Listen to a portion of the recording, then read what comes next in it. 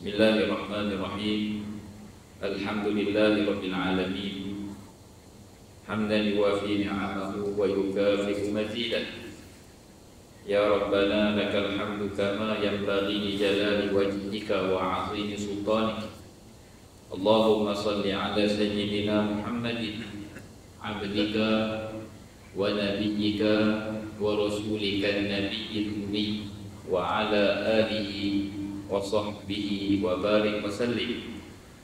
Allahumma ighfir lana dhunubana wa li walidina wa li mashayikhina wa li jami'il muslimina wal muslimat bi rahmatika ya arhamar rahimin. Allahumma faqihna fid din wa 'allimna at-ta'wil wahdina ila siratikal mustaqim. Allahumma faqihna wa faqih ahlana wa auladana fi dinika. Allahumma inna nas'aluka 'ilman nafi'a wa rizqan thayyiban wa 'amalan mutaqabbala wa la hawla wa la quwwata illa billah al-'aliyyil 'azim al-'azizil hakim. Wa ba'du, tuan-tuan dan puan hadirin sidang jemaah rahimakumullah. Alhamdulillah kita bertemu lagi pada malam ini. Seperti biasa kita bersama dengan karangan yang asalnya dikarang oleh Al-Imam Al-Baihaqi rahimahullah pada membicarakan cabang-cabang dan juga ranting-ranting kepada iman yang ada dalam hati dan jiwa kita ini. Kemudiannya diringkaskan oleh Al-Imam Abdul Rahman Al-Qazwini rahimahullah. Dan kita, tuan-tuan, bagaimana yang selalu kita sebut di setiap kali pertemuan kita, perkara yang dinyatakan sebagai ranting ataupun cabang-cabang iman ini adalah hasil ataupun buah yang sepatutnya zahir dan boleh muncul dan dilihat kepada orang-orang yang mereka ada iman di dalam hati mereka. Ada iman pada Allah dalam hati mereka, ada iman pada Allah, ada iman terhadap Rasulullah SAW, iman terhadap akhirat. Apabila ada iman dalam hati itu sebandi dan juga kita kata iman itu kuat, ia akan memberi kesan pada tindakan dan perbuatan. Tindakan dan perbuatan inilah yang disebut sebagai cabang-cabang ataupun ranting-ranting bagi iman. Ini hasil daripada iman itu menunjukkan bahawasanya ataupun akan menghasilkan, menatijahkan pelaksanaan perkara yang kita bincang ini. Dan secara tak langsung, perkara yang kita laksanakan ini, nilai-nilai yang perlu kita pegang daripada apa yang kita bincang ini, menunjukkan kepada wujudnya dan juga adanya iman dalam hati. Secara tidak langsung ianya juga menjadi sebagai penyubur dan pengukuh bagi iman yang ada dalam hati. Kita pergi pada cabang yang seterusnya, tuan-tuan. Hari ini cabang yang ke-38. Kata tuan pengarang rahimahullah, qabdul yadi 'anil amwal. Kita menahan tangan kita ini daripada harta-harta, yakni harta-harta yang bukan milik kita ataupun harta-harta yang diharamkan oleh Allah Ta'ala ke atas kita untuk mengambilnya, yakni dengan jalan yang tidak diizinkan oleh Allah. Ini sebagai salah satu daripada cabang iman, salah satu daripada tuntutan iman kepada kita, tuntutan kepada kita yang mengaku beriman kepada Allah dan beriman kepada hari akhirat ini. Kita sangat-sangat mengambil berat persoalan harta yang masuk kepada kita, ataupun persoalan harta yang kita akan ambil untuk kita nikmati ataupun untuk kita miliki. Berkata tak kalah antara yang termasuk dalam pengertian mengikat ataupun menahan tangan daripada harta-harta yang diharamkan ini, termasuklah padanya pengharaman mencuri, begitu juga merompak, begitu juga memakan rasuah, termasuk dalam yang dikatakan menahan tangan daripada sumber yang haram ini. Inilah sifat dan ciri orang beriman, yang memakan rasuah dan juga memakan perkara-perkara memiliki perkara yang tidak diizinkan oleh syarak, seperti orang yang memakan harta anak yatim secara zalim. Begitu juga seperti seseorang yang merampas harta orang lain tanpa keizinannya. Dan termasuk juga dalam merampas harta orang lain ini adalah waris-waris yang mewarisi harta pusaka lalu dia mengambil harta adik-beradiknya yang dimanipulasi oleh dia secara salah. Dia ambil bahagian adik-beradik yang lain secara zalim. Itu semua termasuk dalam perbuatan-perbuatan yang dikatakan mengambil harta yang haram. Dan sebagai orang beriman, ciri orang beriman, tanda orang beriman, dia sangat-sangat memelihara dirinya daripada masuk dalam pemilikannya harta yang haram. Dan tuan-tuan, harta yang haram ini kita perlu faham. Apabila dia masuk ke dalam pemilikan kita, dia masuk ke dalam ruangan yang kita boleh menggunakannya, yang kita sebut milik kita lah, kita perlu faham dan perlu lihat dia sebagai berpenyakit. Masuk penyakit di sini kalau kita bandingkan, kita buat perbandingan lah, kita ada 30 ekor kambing yang sehat. Tiba-tiba masuk seekor kambing, zahirnya bertambah jadi 31 ekor. Tapi kalau kambing itu berpenyakit,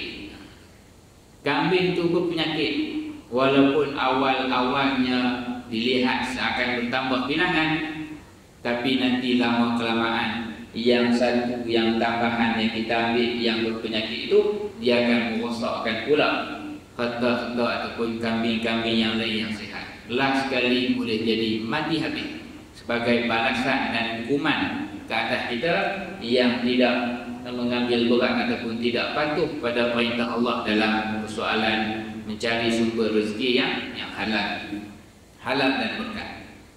Jadi Tuan Syekh sebut beberapa ayat Al-Quran, antaranya Allah Ta'ala menyatakan tentang perintah kepada kita orang beriman untuk memelihara diri kita daripada sumber-sumber yang tidak diizinkan syarak ini. Allah kata, Allah berfirman, la ta'kulu amwalakum bainakum bil batil. Surah Al-Baqarah.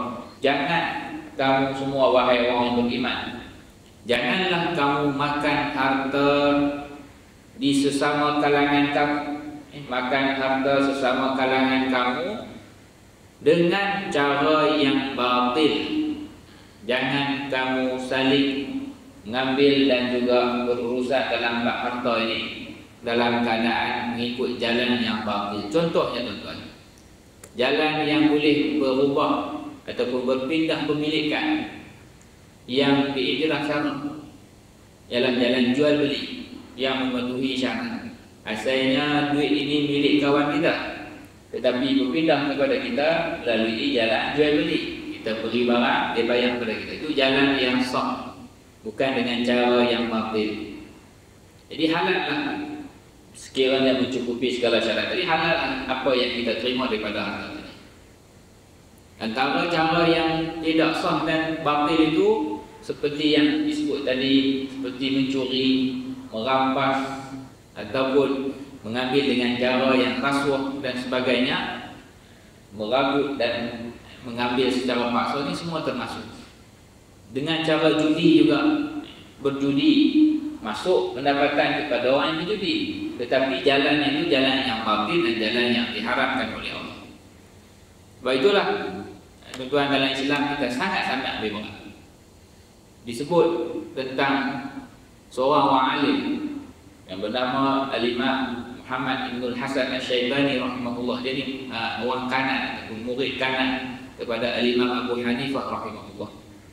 Dia diminta oleh murid-muridnya untuk karang kitab pada bidang zuhud ataupun bidang tasawuf, bidang menyucikan hati dan jiwa ni. Dan murid mai tanya, Tuan Syekh, tolonglah karang panduan kepada kami dalam bagaimana nak jadi orang yang bersih hatinya, orang yang mana orang yang mendidik akhlaknya. Tiba-tiba Tuan Syekh karang buku yang menerangkan tentang hukum hakam jual beli. Di karang kita yang terangkan hukum hakam jual beli. Jadi peliklah murid-murid ni bertanya pada Tuan Syekh, kami minta panduan karangan dalam bab tersebut, dalam bab kehidupan membersihkan hati dan jiwa ni. Kenapa Tuan Syekh karang bab dalam bab fiqh dan jual beli? Jawapan Tuan Syekh, bagaimana kamu nak bersihkan hati kamu? Bagaimana kamu nak jadi seorang yang zuhud?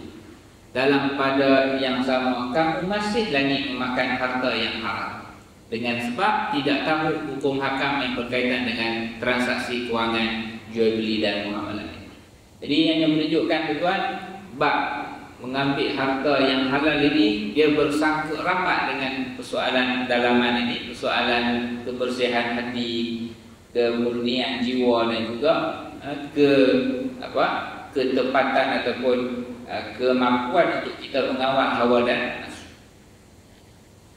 Begitu juga perintah Allah Ta'ala dalam surah Al-Mutaffifin, wailul lil mutaffifin, celakalah ataupun neraka wailah ke atas golongan-golongan yang menipu dalam timbangan. Timbangan adalah proses jual beli. Kita setuju saya nak bayar sebanyak RM10 untuk 100 gram, contohnya tepung dan sebagainya. Jadi sebagai peniaga sepatutnya kita berikan tepung itu mestilah mencapai jumlah 100 gram. Sebab itu harga yang disepakati RM10 untuk 100 gram sebagai contoh. Tetapi ketika timbang dengan niat nak dapat untung yang lebih, disenyak-senyak secara tak disedari oleh pelanggan, ditimbang hanya 950 gram saja. Ditimbang begitu, dengan harapan pembeli dan juga pelanggan tak perasan. Ini disebut celaka dan binasa neraka wailah untuk golongan begini yang menipu dalam timbangan untuk keuntungan dunia yang sementara. Yang Allah sebut ciri-ciri orang beriman ini adalah mereka dalam bab perniagaan, dalam bab transaksi jual beli dan juga perkara yang melibatkan kewangan ini, mereka sangat-sangat memelihara diri mereka daripada perkara yang diharamkan oleh Allah. Dan tu saya bawalah beberapa hadis yang Rasulullah SAW sebut tentang tanggungjawab orang beriman untuk saling memelihara dari kalangan sesama mereka, pelihara nyawa dan pelihara darah. Jangan seseorang mencederakan dan membunuh orang lain tanpa mengikut hukum-hukum yang digariskan oleh Allah. Dan jangan juga mereka saling menjatuhkan maruah sesama mereka, memburukkan orang lain. Dan jangan juga mereka saling mengambil harta sesama mereka dengan jalan yang praktis. Jadi tuan-tuan, ini semua adalah perkara yang menjadi ciri orang-orang yang beriman. Jadi Tuan Syekh bawa beberapa hadis dan ayat Quran. Cuma saya tambah tuan-tuan beberapa tambahan hadis-hadis yang menyebut tentang keburukan orang-orang yang sekiranya tidak mengambil berat persoalan halal dan haram dalam pendapatan mereka ini. Antaranya hadis yang diriwayatkan oleh Imam Muslim. Begitu juga hadis yang diriwayatkan oleh Imam At-Tirmidzi rahimahullah. Antaranya hadis yang dinyatakan oleh Imam An-Nawawi dalam kitab hadis 40 beliau petikan hadis itu menceritakan tentang seseorang yang dia musafir dan dia berada dalam keadaan yang sangat-sangat lemah. Musafir dalam keadaan yang sangat dhaif dan lemah ini salah satu keadaan yang kan kebiasaannya doanya mustajab. Sebab apa? Sebab dia berada dalam keadaan sangat-sangat berhajat dan perlu kepada bantuan Allah. Tetapi Nabi SAW sebut dalam keadaan begini, orang-orang yang sepatutnya doanya mustajab, sebab dia berada dalam keadaan yang sangat-sangat lemah ini, kebiasaan Allah Ta'ala akan bantu, tetapi masih tidak mustajab doa. Sebab apa? Sebab ada halangan daripada diri mereka daripada makan daripada sumber yang haram dan sebagainya. Hadis ini yang berbunyi qala Nabi SAW rubba ash'atha aghbar musyarradin fil asfar. Boleh jadi orang yang ash'ath aghbar. Ash'ath ni rambutnya tak kemah, kering. Sebab apa? Sebab mana orang musafir di padang pasir ni misalnya dia di tengah panas, jadi rambut pun tak dapat dirapikan. Aghbar, berdebu tubuhnya. Ini tanda dalam keadaan yang sangat-sangat lemah. Musyarradin fil asfar, dia berada dalam perjalanan musafir ni yang meletihkan dan juga melemahkan dia. Mat'amuhu haram, makanannya haram. Wa malbasuhu haram, pakaiannya daripada sumber haram. Wa ghudhiya bil haram, dan dia diberi apa? Dia punya ridha ini makanan asasinya daripada yang haram. Yarfa'u yadayhi fayaqulu ya Rabb, dia mengangkat tangan. Tuan angkat tangan ni salah satu sunnah dalam berdoa, menunjukkan kepada dia bagi iftiqar, keberhajatan kita kepada Allah. Ini juga salah satu daripada asbab yang memustajabkan, akan mendekatkan kepada istijabah. Fayaqulu ya Rabb, dan dia menyebut ya Allah, ya Rabb. Juga antara elemen-elemen yang akan menyebabkan doa jadi mustajab. Dia berdoa menyebut ya Allah, ya Rahman, ya Rahman, menyebut nama-nama Allah. Salah satu amalan yang akan menjadikan doa mustajab. Dia di rumah, dia berada dalam keadaan musafir, dia mengangkat tangan berdoa pada Allah, dan dia menyebut ya Allah, ya Allah, menyeru Allah Ta'ala. Fa'anna yustajabu li dzalik, bagaimana nak dimustajabkan bagi orang yang begitu? Yakni makanan yang haram, sumber rezeki yang haram, pakaian yang haram. Jadi yang makanan yang haram, pakaian yang haram menjadi hijab, menjadi penghalang, menjadi pendinding daripada doa seseorang itu dimakbulkan dan dimustajabkan oleh Allah. Ini keburukan daripada orang-orang yang tidak mengambil berat persoalan halal dan haram dalam makanan, pendapatan dan juga pakaian mereka. Begitu juga disebut dalam hadis riwayat Imam Tirmizi, bersabda Nabi SAW, kullu lahmin nabata min haramin fannar awla bihi. Semua daging yang tumbuh daripada sumber yang haram, maka nerakalah yang terlebih layak baginya. Maka nerakalah yang terlebih layak baginya.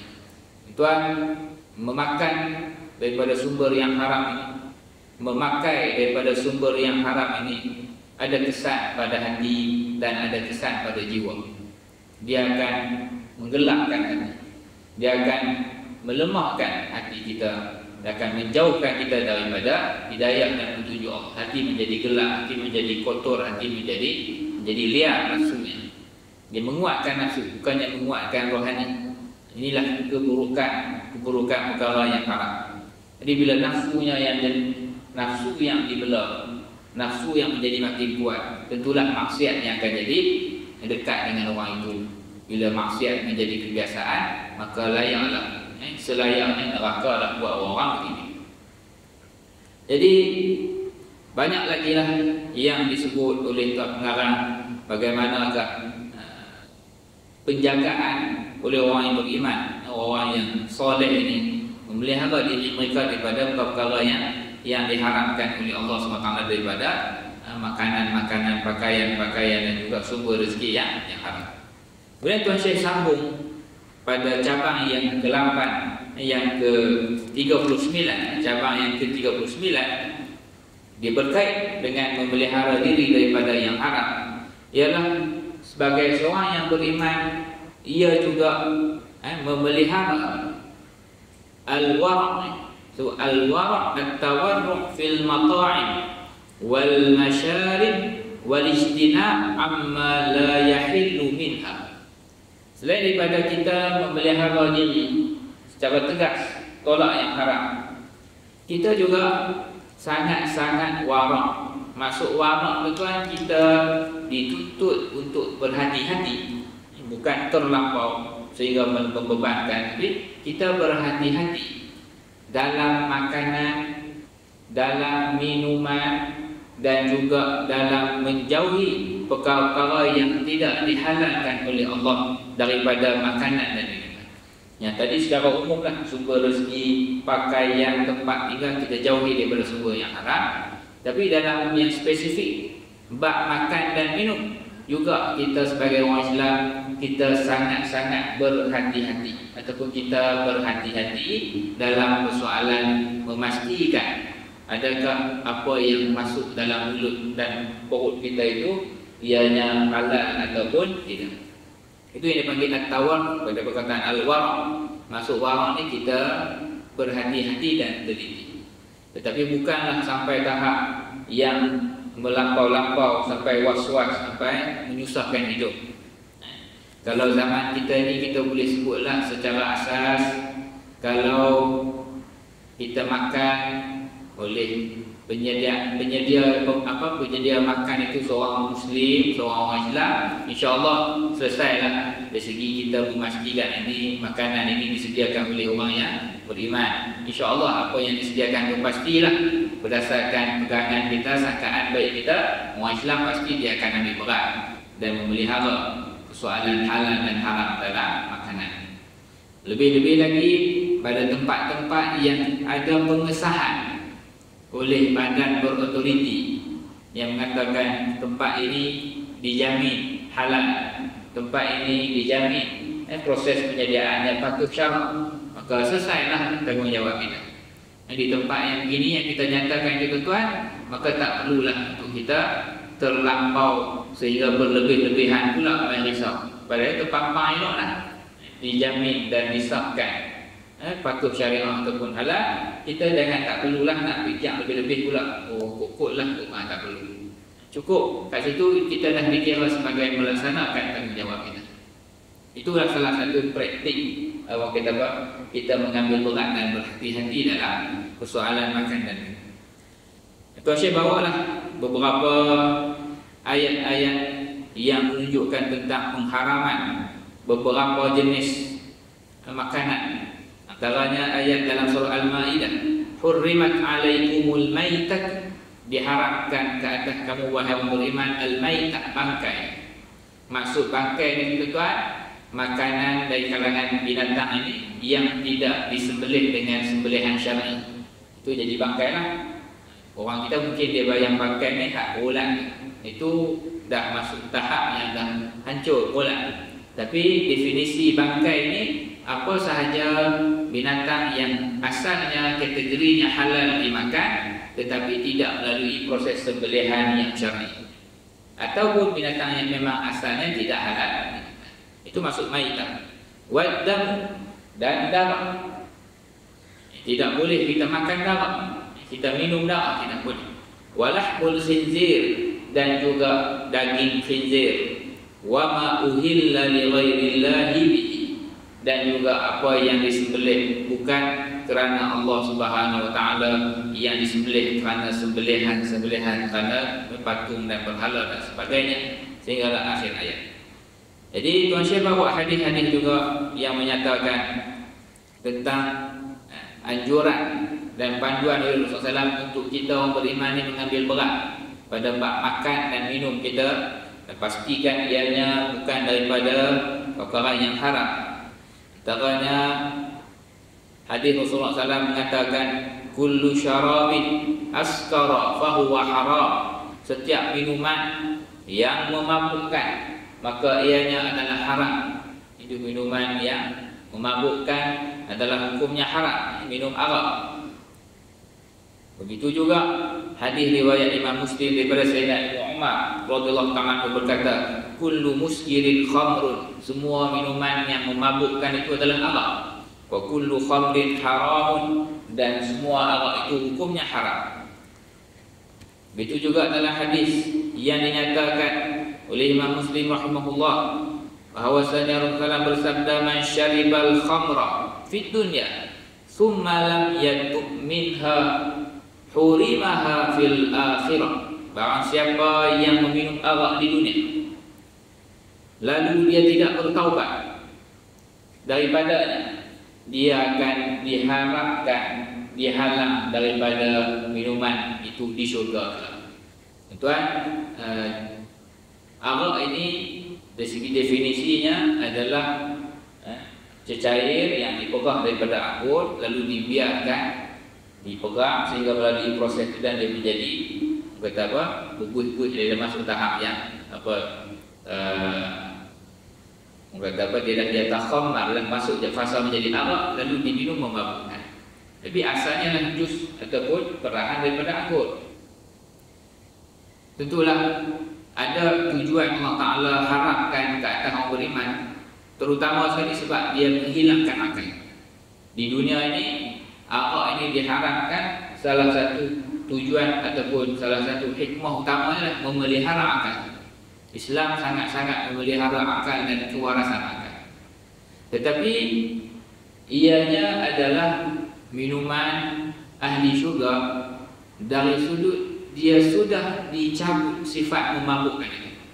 Itu antara yang disebutlah dalam kitab-kitab tafsir dan hadis nyatakan dia kekal sebagai perahan daripada anggur. Tentulah perahan anggur di syurga tidak samalah dengan anggur di dunia.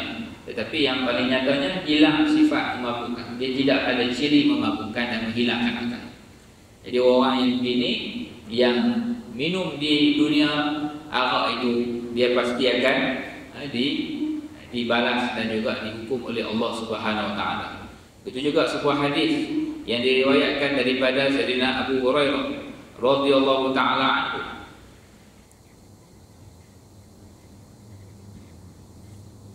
Dalam kitab Sahih Bukhari dan Sahih Muslim, utiya Rasulullah sallallahu alaihi wasallam lailata usriya bihi bi Ilya'a. Diberikan kepada Rasulullah SAW pada malam Isra' dan Mi'raj itu. Ketika itu Rasulullah SAW sedang diisrakan daripada Mekah ke Madinah dalam perjalanan sampai ke daripada Mekah ke Masjidil Aqsa itu. Dalam perjalanan itu ada satu tempat bernama Ilya. Ketika itu yang berlaku Rasulullah SAW telah diulurkan, diberikan dua bekas air biqadahaini. Satu bekas daripada khamr, daripada arak, walabanin, satu bekas daripada susu. Fanadhara ilaihima, ketika itu Rasulullah SAW melihat kepada kedua-dua ini. Summa akhadha al-labana, lalu Rasulullah memilih susu. Rasulullah memilih susu. Faqala lahu Jibril alaihi salam, maka berkatalah Sayyidina Jibril alaihi salam kepada Rasulullah, alhamdulillahilladzi hadaka lil fitrah. Segala puji bagi Allah wahai Muhammad yang telah memberi petunjuk kepada kamu dengan apa yang bertepatan dengan fitrah yang suci dan murni. Rasulullah memilih susu. Lau akhadtal khamra la ghawat ummatuka, kalaulah kamu memilih arak, nescaya akan terpesong, akan tergelincir ke semua umat-umat. Akan tergelincir, terpesonglah umat. Jadi ini menunjukkan tentang keburukan arak.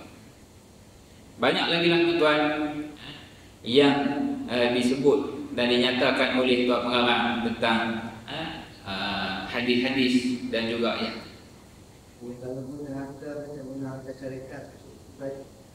itu juga kalau kita guna harta tempat pekerjaan kita, syarikat kita bekerja, kita kena faham kita bekerja, maka apa sahaja aset-aset dan pemilikan itu adalah milik syarikat, ini milik majikan. Maka dia harta orang. Dan apabila harta orang perlulah dengan izin. Dalam hal ini perlu dengan izin.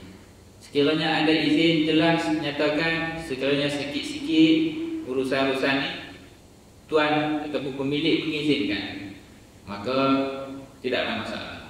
Tapi kalau tidak ada, maka tidak ada. Kalau tak ada benda itu, janganlah kita nak ambil untuk kepentingan peribadi.